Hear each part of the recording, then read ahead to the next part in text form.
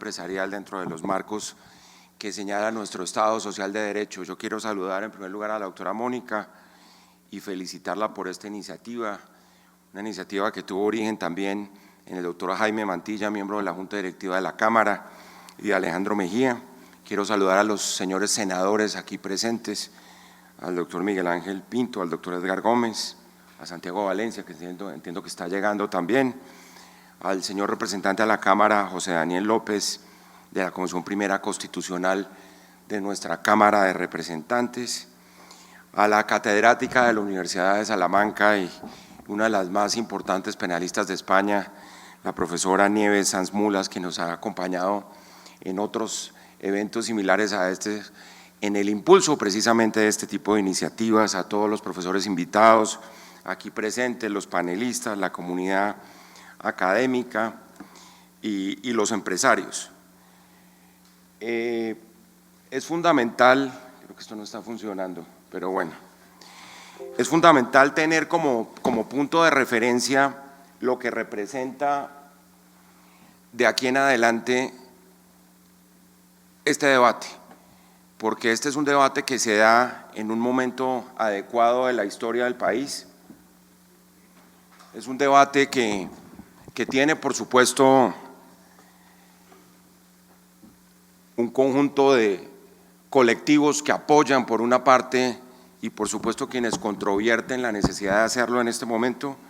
Y yo quiero hablarlo desde el punto de vista de un organismo de control que tiene como principal objetivo precisamente el ganarle la batalla a la corrupción con los instrumentos del Estado de Derecho. Instrumentos del Estado de Derecho que muchas veces son insuficientes frente a la magnitud del tamaño de la corrupción. Lo nuevo en toda esta batalla ha sido encontrar que en el sector privado se encuentra precisamente uno de los aliados naturales de la lucha contra la corrupción, precisamente porque lo dicen no solo las encuestas, sino porque está documentado por diversos tanques de pensamiento, como no solo casi el 10% de los actos corruptos dentro de la sociedad corresponde ya a corrupción privada, sino que cuando se trata de actos colectivos estamos hablando de un 69% de hechos de corrupción cometidos en ese ámbito, con lo cual pues queda claramente una premisa mayor para ser analizada y de alguna manera combatida desde el punto de vista de las herramientas, siendo las empresas además responsables del 70.4% de esos hechos de corrupción. Nosotros hemos dicho que la corrupción es una metástasis en donde los actos y hechos de corrupción nacen, crecen, se reproducen, nunca mueren, se sofistican, se digitalizan y el Estado se queda atrás como simple espectador, sin capacidad en muchos casos de actualizar las herramientas legales, con unas herramientas internacionales que pocas veces se han convertido en legislación nacional o que desde el punto de vista de su práctica diaria empresarial encuentran una buena cantidad de limitaciones. Por eso hemos insistido que la clave es fortalecer las defensas como tales del sistema inmune con la colaboración del sector privado, y lo decía la doctora Mónica, yo creo que aquí se trata es de cumplir con una serie de objetivos que son fundamentales, como la protección de la competencia, la promoción de la competencia leal, la seguridad jurídica y tantos valores que son tan propios de nuestro desarrollo empresarial y de hacer compatible la iniciativa privada con la defensa del patrimonio público, la moralidad pública y por supuesto los recursos públicos, que es nuestra gran tarea. De las consecuencias de la corrupción ustedes saben perfectamente lo que hemos documentado durante todo este tiempo, no solo los altísimos porcentajes del Producto Interno Bruto que se van por cuenta de la corrupción, la forma como incrementa la desigualdad en un escenario tan dramático de desigualdad como es el escenario económico de Colombia y de América Latina, somos campeones en desigualdad, cómo deslegitima la acción del Estado, genera una crisis de desconfianza, de ilegitimidad en el Estado que muchas veces es irreparable, y cómo en el sector privado, como ya lo decía, afecta necesariamente la competencia del acceso de oportunidades en el mercado. Cualquier empresario que ha sido víctima de un hecho de corrupción en un ejercicio en donde la competencia no existe, sabe que esto hay que combatirlo, sabe que esto de alguna manera no solo implica un costo de transacción muy grande, sino que es un impedimento clarísimo para que prospere la iniciativa privada y la iniciativa empresarial. Por eso, si muy pocos se quedan, porque normalmente aquí hay una característica de monopolio en el ejercicio de quienes están al frente de las empresas corruptoras, pues estamos enfrente, por supuesto, también a una gran disfuncionalidad desde el punto de vista del funcionamiento del mercado, con las ventajas que le entregan las reglas de juego a la corrupción y que hay que neutralizar, por supuesto, que es parte de nuestro deber como organismo de control con la autonomía constitucional que nos entrega sobre todo la Constitución a partir de 1991. Esto hay que decirlo con mucha claridad. Nosotros estamos perdiendo la guerra contra la corrupción, y más contra la corrupción que es el resultado de crimen organizado internacional, que es lo que clarísimamente se viene presentando en los últimos años. Aquí el corrupto dejó de ser el funcionario de tercera categoría que con un sobre con dinero se acerca a un escritorio y trata de sobornar a otro. Eso además tiene como protagonistas, ya lo digo, a nuevos agentes. Uno tiene en la mente, y realmente no es una obsesión, sino es lo que se ha visto en los últimos meses en Colombia, el edificio del Departamento de Operaciones Estructuradas de la compañía Odebrecht, y se da cuenta que ahí hay organización, que ahí hay reglas de juego de la corrupción impuestas por la corrupción, que hay una ventanilla de sobornos por un lado para entregar a los funcionarios públicos y por el otro lado para financiar campañas políticas. Y esa es la realidad de la batalla que veníamos perdiendo además, si no fuera por dos acciones concretas, una de ellas además en el seno del Centro de Arbitraje y Conciliación de esta Cámara, por una parte de una acción popular que interpusimos ante el Tribunal Administrativo de Cundinamarca, en donde logramos una indemnización de 260 millones de dólares, la más alta indemnización que se ha logrado por un tribunal judicial en América Latina hasta el día de hoy, cuando la oferta que nos hacía la gente de Odebrecht para la reparación nunca pasó los 30 millones de dólares. Gracias a una acción popular, de esas acciones consagradas en la Constitución del 91, que fue decidida por nuestra jurisdicción contencioso administrativa. Y por otro lado, un laudo arbitral que se produjo aquí en el seno de esta Cámara, precisamente, en el Centro de Conciliación y Arbitraje de esta Cámara de Comercio, en donde se impidió que la Agencia Nacional de Infraestructura terminara pagándole a los actores de la corrupción 3.5 billones de pesos. Y eso es muy importante destacarlo, porque se demuestra que con la justicia de nuestro lado estamos en capacidad de ofrecer no solo victorias contra la corrupción, pero disponiendo, por supuesto, de herramientas legales que tenemos que seguir sofisticando de alguna manera y que tenemos que seguir ampliando, como es precisamente el debate que se propicia hoy en la Cámara de Comercio. En ese orden de ideas, cuando uno habla de empresas criminales, por supuesto tiene que acudir a los mecanismos tradicionales societarios administrativos, pero tiene que disponer de mayor potencia a la hora de enfrentar una criminalidad que rebasa fronteras y que tiene muchos ceros a la derecha en términos del financiamiento de las propias herramientas de la corrupción. Y eso quiero decirlo porque aquí hay todo tipo de sofisticación en las herramientas, en las actuaciones y en los planes que emplean normalmente las empresas de la corrupción en nuestro continente, que por supuesto hay uso de información privilegiada, hay un manejo irregular y disfuncional de los mercados y por supuesto hay una manipulación de las instituciones, que ya lo decía, el daño institucional que le causa la corrupción al Estado de alguna manera es irreparable, con todas las implicaciones que tiene, no precisamente en la consideración tradicional de que aquí hay que tratar de manejar unos estándares en donde los hechos delictivos a nivel corporativo hay que tolerarlos, como algunos sostienen, porque hace parte de las prácticas comerciales atrevidas. Yo he insistido mucho en que ese concepto que nos enseñaban a nosotros en los cursos de Derecho Mercantil en las facultades, en nuestras facultades hace unos años, eso adquirió otro cariz.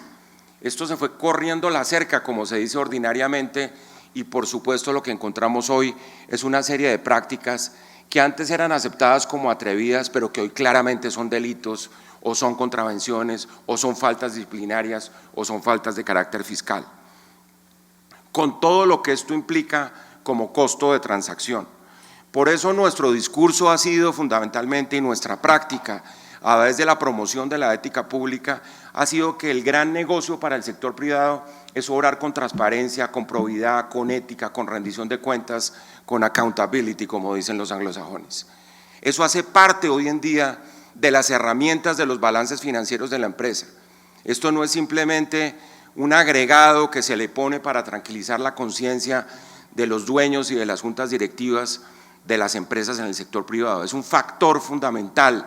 de crecimiento empresarial, es un factor fundamental de competitividad y, por supuesto, es un factor fundamental de cumplir con las metas del interés público, que es también lo nuevo que se viene presentando en nuestro escenario. Porque yo siempre he insistido que el gran aporte de la Constitución de 1991,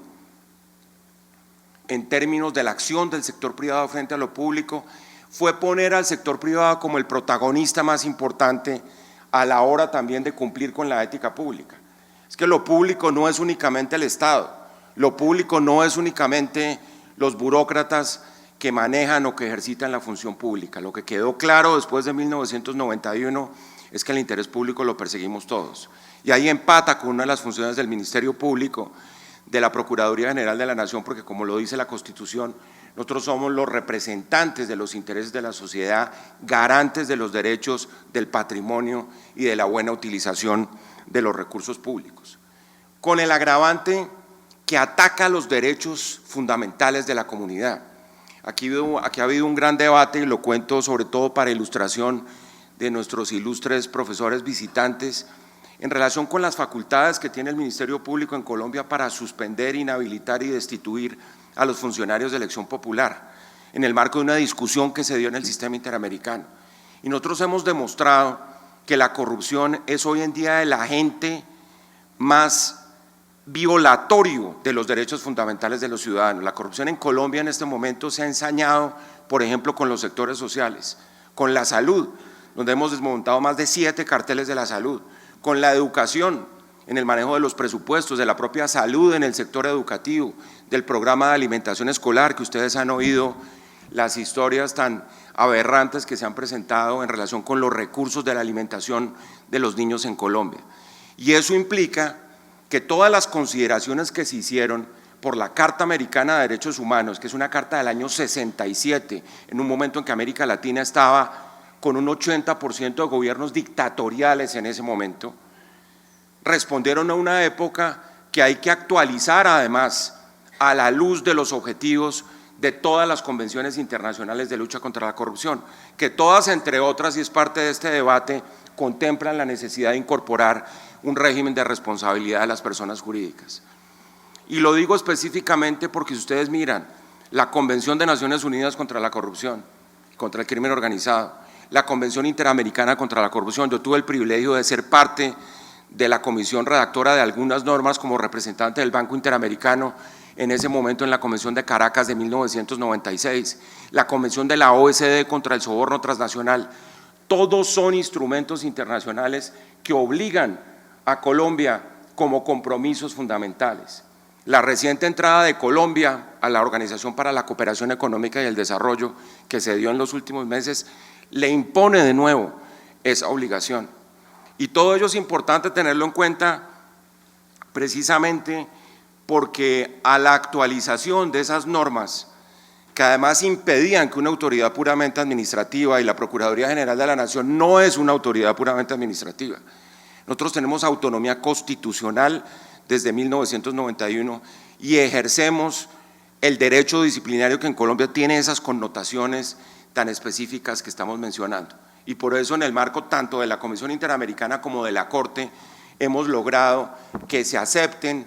ese tipo de competencias para la Procuraduría, más 3 sentencias del Consejo de Estado y 4 sentencias de la Corte Constitucional que van en esa misma dirección. Es decir, hay toda una batería de decisiones jurisprudenciales que respaldan estas decisiones para la Procuraduría desde el punto de vista del alcance sancionatorio de nuestras normas. Y eso supone entonces que parte de la defensa de los derechos fundamentales de los ciudadanos en este momento, por lo menos en América Latina, y en el marco del derecho convencional latinoamericano tiene que darse precisamente en los campos de ser efectivos en la lucha contra la corrupción. Luchando contra la corrupción se defienden y se garantizan los derechos fundamentales de los ciudadanos. Y para pasar al elemento central de todo este debate, y ustedes lo saben, porque ha sido un debate que se ha dado en muchas latitudes, es un debate que para nada es nuevo en el contexto mundial, pues es claro que una persona jurídica puede ser perseguida por un delito cometido siempre y cuando, como lo dijeron los anglosajones desde el primer momento, se dieran dos condiciones. Primero, que fuera cometida por un agente en desarrollo de sus funciones como miembro de un ente corporativo, y segundo, que se beneficiara a la empresa con esto. La regla general de la mayoría de los delitos que se han cometido desde el punto de vista empresarial en Colombia ha sido el beneficio de la empresa. Son compañías que siguen contratando, que no tienen ninguna inhabilidad,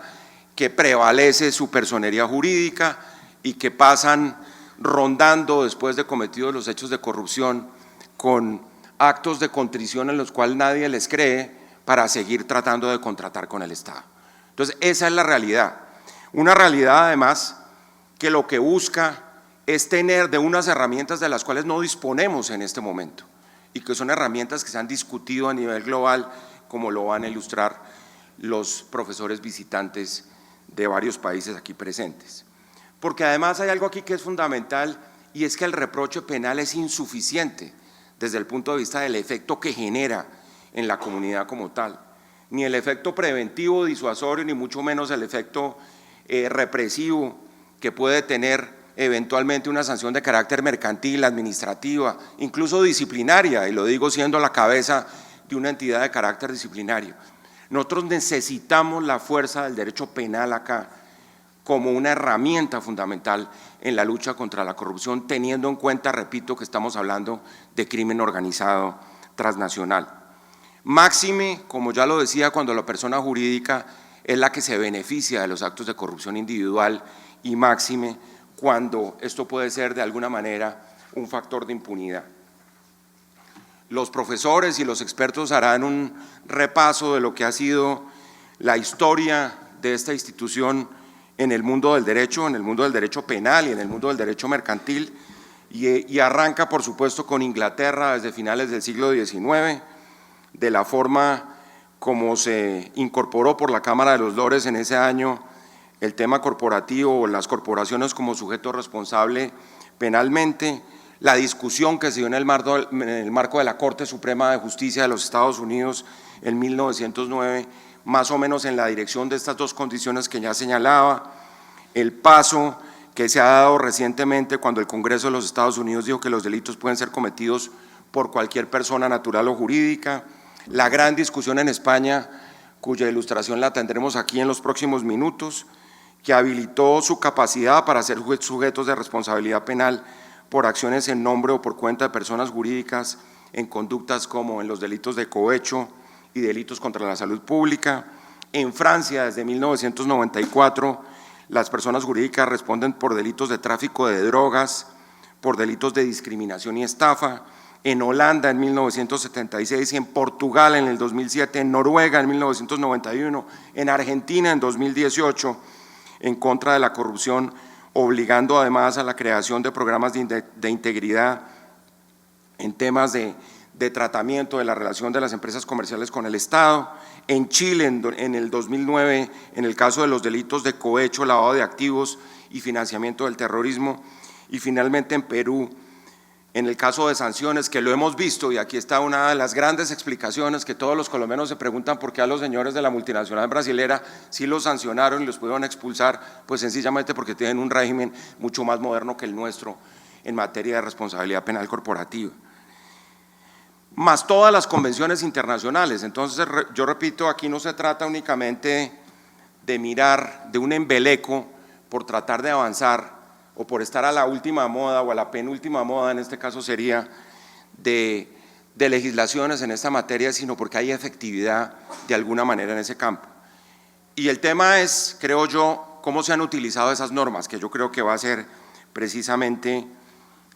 lo que aquí se ha debido presentar, o lo que se va a presentar de hecho, como un elemento central de todo este debate, porque además en el elemento central del debate lo importante acá es que aquí hay un mecanismo de protección de nuestras propias empresas de riesgos legales y financieros, es decir, no se trata únicamente de pensar en la sociedad, sino también hay un beneficio simultáneo, coetáneo al sector privado a la hora de minimizar los riesgos. Como ustedes saben, la gran discusión es cómo incorporar ese régimen de responsabilidad, simplemente, y para recordar lo que ha venido pasando en Colombia, donde ha habido tanta impunidad de empresas que han sido las que han apalancado la corrupción en Colombia en los últimos años, pues esas posibilidades de multas, de remoción de administradores, de prohibición de ejercer actividades económicas, de celebrar contratos del Estado, la pérdida de beneficios tributarios y la cancelación de la persona jurídica o la expulsión del país, como está contemplado en otras legislaciones, tienen que ser realidades en el corto plazo. De ahí la importancia de la presencia de nuestros legisladores. Nosotros vamos a presentar después del 27 de octubre con mensaje de urgencia con el presidente de la República un proyecto de ley en donde se incorpora este régimen. El año pasado se dio una ponencia en un primer momento, pero nosotros consideramos que el momento para dar ese debate era precisamente en esta legislatura, terminando el debate electoral regional que se da en Colombia en las próximas 6 semanas. Con el ingrediente de lo que representa, porque ustedes entran a mirar cómo opera la criminalidad empresarial y se dan cuenta que aquí se han afectado bienes públicos trascendentales además para el desarrollo de este país, bienes que tienen que ver por supuesto con la administración pública, con el medio ambiente, con el orden económico y social, con el terrorismo. Y para ir terminando, la gran pregunta que uno se hace es, bueno, ¿qué hubiera pasado si hubiera existido una herramienta como esta en frente a todos los escándalos de macrocorrupción que se han presentado en Colombia en los últimos meses? Lo primero es que hubiéramos tenido una herramienta fundamental como arma contra la impunidad y contra la ilegalidad, por supuesto. En segundo lugar, se hubiera puesto en marcha de pronto un ambiente de carácter preventivo, que es lo que nos hace falta además fortificar y consolidar en esta lucha contra la corrupción, reduciendo los riesgos. Y tercero, que ahí lo menciono, algunos de los sujetos activos de toda esta delincuencia, Odebrecht, Interbolsa, Saludcop, Fidupetrol, la AAA, las empresas del PAE,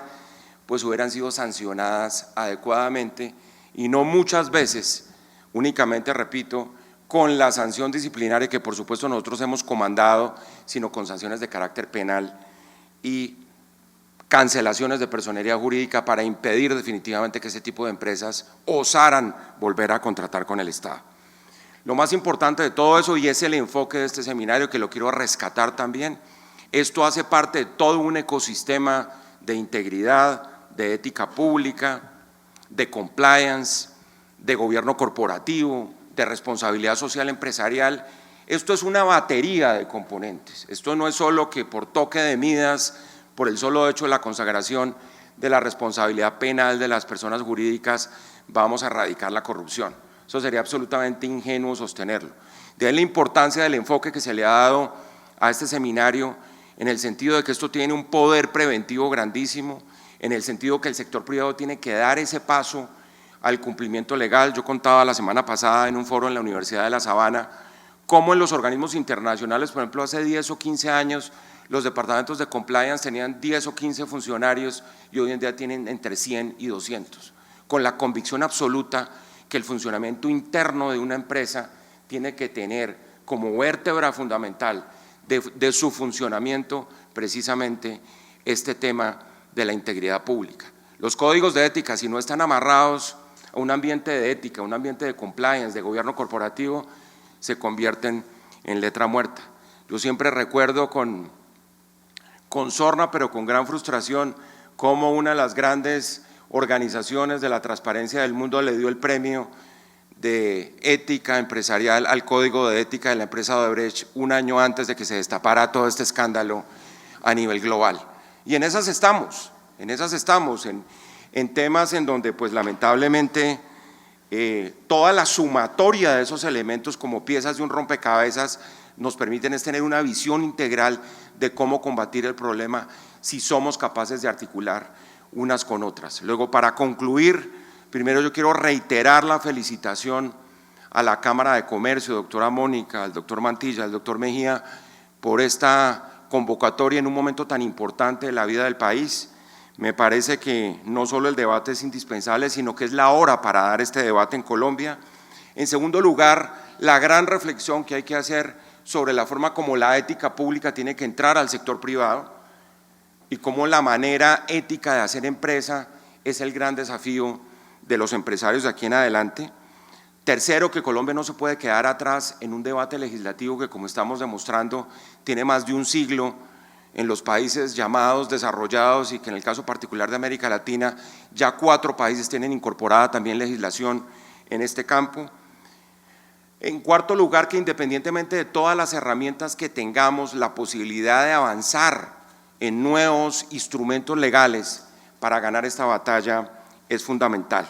Yo quería terminar además contándoles cómo en el proyecto de ley de probidad, y precisamente porque aquí hay varios parlamentarios nuestros, el proyecto de ley de probidad que presentaremos de nuevo al Congreso tiene elementos en donde se aumenta la prescripción de las acciones disciplinarias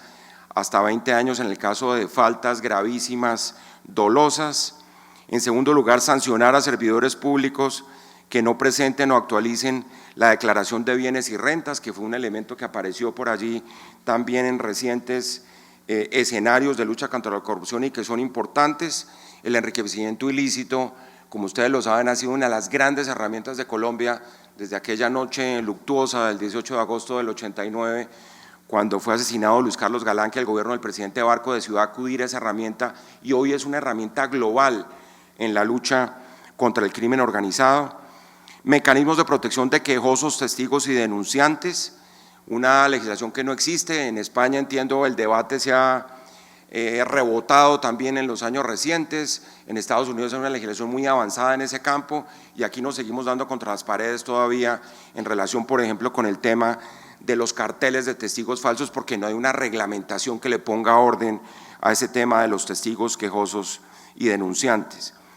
Contemplar también eximentes de responsabilidad, extenuantes, agravantes, las sanciones que ya mencioné van desde multas hasta cancelación de la personería jurídica del ente corporativo, e insiste mucho en todo este tema preventivo, en todo el tema de la ética empresarial, en todo el tema del criminal compliance, en la necesidad de autorregulación a nivel de comportamientos que se compadezcan con la ética y que tengan esa fuerza preventiva.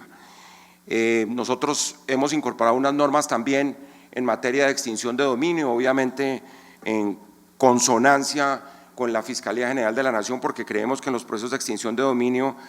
hay que impulsar acciones y vigilar investigaciones procesales, y eso hay que hacerlo con mucha mayor celeridad. Estamos en un punto muerto en los temas de extinción de dominio, con un manejo de una masa grandísima de bienes que por cuestiones de normas y de procedimientos burocráticos no avanzan, y en última lo que se busca es restablecer la confianza, creo yo, y la seguridad, por otro lado, la legitimidad del Estado. Estamos en este momento atravesando en Colombia, y lo digo también para enviarles un mensaje muy claro a nuestros visitantes extranjeros, frente a esas amenazas trasnochadas y anacrónicas de guerra que salen desde individuos que fracasaron en la paz y fracasaron en la guerra y van a tratar de fracasar en montar una nueva guerra en Colombia, que es la guerra de Santrich y la guerra de Márquez y la guerra de Maduro, por supuesto. Nosotros decíamos hace un año que el humo de la guerra no nos había dejado ver la corrupción, que los 50 años de conflicto armado relegaron estos temas de la ética pública a un segundo nivel por la contundencia que tuvo el conflicto armado